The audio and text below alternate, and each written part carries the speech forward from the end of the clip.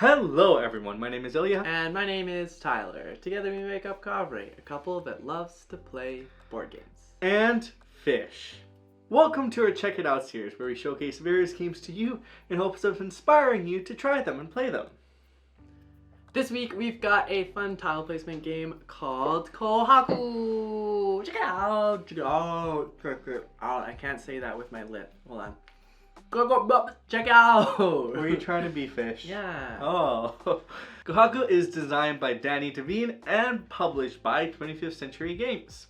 In Kohaku, you'll be creating a koi fish garden filled with dragonflies, butterflies, fish, and many other things. Mainly fish. Mainly fish. You'll place tiles strategically, hoping to score the most points by the end of the game. Let's give you a quick overview of how to play. Like always, you'll begin by setting up. You'll place the pawn board in the center of the table so everybody has easy access to it. Then you'll set up the koi tile stack.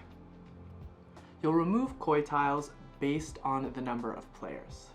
Shuffle the remaining koi tiles together, then randomly remove tiles based on player count. Place this shuffled stack of koi tiles face down next to the pawn board.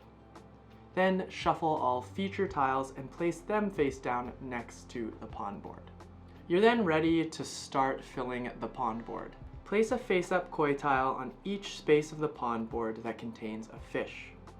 Then place a face-up feature tile on each space that contains lily pads.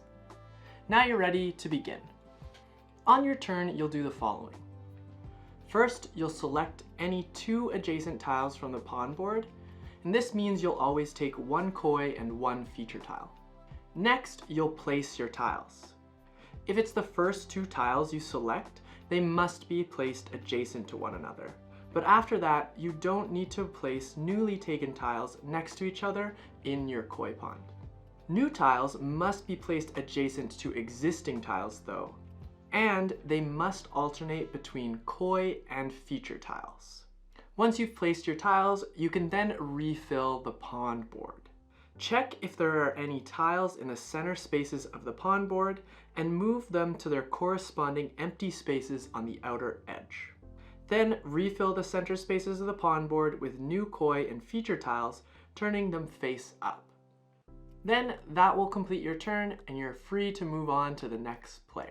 Before we go over to game end scoring, let's take a look at the variety of different tiles you will encounter. Starting with koi tiles.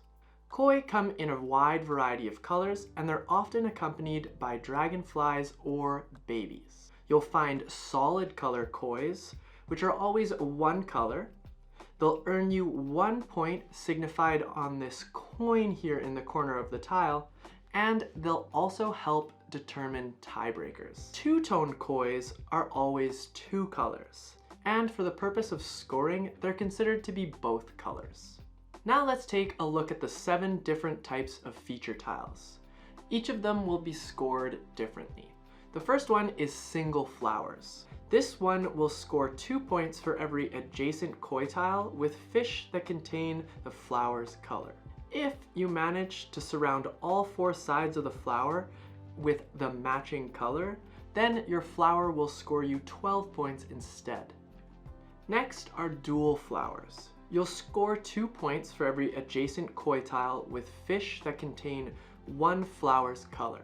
If they contain both colors on the single koi, you'll then score 3 instead. The rock feature tile is a perfect spot for babies to hide. So you'll score 1 point for every individual baby koi on each adjacent tile. Frogs, on the other hand, although helpful, are hungry. They'll score you 1 point for every individual dragonfly on each adjacent tile. Butterflies will consider the koi tiles in the same row and column as it. You'll score 2 points for each of the koi tiles with fish that contain the butterfly's color. Statues score according to the number of adjacent koi tiles, regardless of the color of the fish. This essentially means the more fish surrounding it, the more points you'll get. Finally, you'll be able to feature turtles. Turtles are worth 5 points at the end of the game, regardless of where they are in your pond. Each player will continue drafting tiles until there are no koi tiles available to refill the pond. This will mean that during your game, you'll get equal number of turns and therefore have an equal number of tiles. Once game end has been determined, you can clear the remaining tiles from the pond board, flip it over, and use the scoreboard conveniently on the back of the pond board. Once each player has finished counting all of their points, see who has the highest amount. And the player with the highest score will be determined the victor. Will you build the best koi fish pond to score you the most points? Or will you fall in it? So, what do you think? I love this game. I think I just have a soft spot for tile placement games that are adorable, that just make me feel so good placing tiles. And the way that these tiles are placed is just like magic. Yeah, it's a pretty like straightforward game. I've quite enjoyed playing it. I love like a game that can create just a nice, good feeling. It's a good starter game, good ender game, good filler game. Like it's great. You can play it anytime and it'll work. Yeah. All right, with that out of the way, let's take a look at our comparables for this one. What are you bringing to the table that is like Kohaku? So I think mine's a bit out there, but hear me out. So I think my comparable is Sagani. And because you place tiles in that game, and based on what you place adjacently, that's how you essentially fulfill them and score points. Yeah. And I think this one has the same vibe, where the tiles that you place, you have to be really mindful of where you place them because they'll affect various of the scoring tiles, especially with that checkered grid. So it really makes me think of that. It's the first one that came to mind. But if you like those type of like puzzly, spatially type games, I think that would be a good one. I like that. I didn't think about it. I think I went the complete opposite way. Ooh. And I said that if you liked point salad, you should check out Kohaku. Why point salad? Because the way that point salad works is relatively simple and straightforward in the way that Kohaku is where you just take a card or two cards and then put them into your field. And you are essentially grabbing goals or vegetables or to make your salad, and then you score points based on those goals. The thing with point salad is the placement doesn't matter. So Kohaku in my head is like that step up where you do have to pay attention to where you're placing the tiles. And you end up taking a goal tile and we'll call it a filler tile each turn in Kohaku, and I think that's really a filler tile. Don't you mean the fish tile? No. Oh. Well, so why should you check it out? Well, we kind of talked about this already, but I think that Kohaku is like really quick to the table. It's super straightforward when it comes to the mechanics of it. You're building yourself a little grid with all your squares. There's no limit to how you have to build, so you don't have to worry about that. The only thing that makes this game a little bit of a brain crunch is that it is puzzly in the sense of you need to pay attention to where you're placing your tiles to score the most points. And it's so beautiful. Not only do you have the kind of that center board where you grab the tiles from the axis, like the main space, but all the tiles, the way they click together, it does really feel like you're building your own little pond. And it's just so calming and so nice. And most of the time when the points work out, it's even better. Yeah, the fish look great in this game. It's just amazing. The art in this game is just amazing. I'm a huge fan. Yeah, and then on top of that, because it's a tile placement, well, not because it's a tile placement game, but they've included mini expansions in this game, so you can make the game progressively more difficult or more appealing to you through many different ways. Or I think they are available. I think you might have to purchase some of them separately. They might be promo packs. I'm not sure. Like, but yeah, there's ways to scale the game up. There is, yeah. And I think if you're looking for games that are puzzly and a little bit of a brain crunchy, I think this is a great kind of introduction to that space. Yeah.